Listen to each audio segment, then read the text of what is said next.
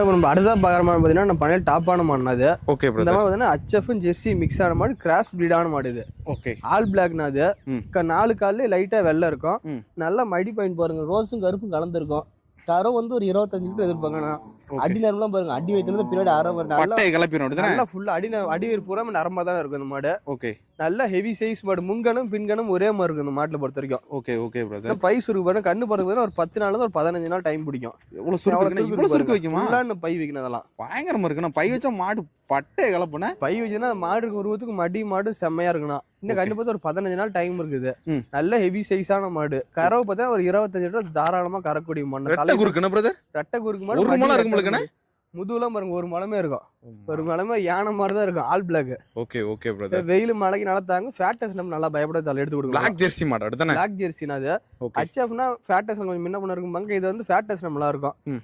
காட்டு மேய்ச்சலே அந்த மாதிரி தான், ஒன்றும் பயப்பட தேவையில்ல. பயப்பட தேவை நல்லா இருக்கு. காட்டு மேய்ச்சலுக்கு கொடுத்தா நல்லா இருக்கும், பேரக்கா பார்த்தோம். ஓகே ஓகேண்ணா.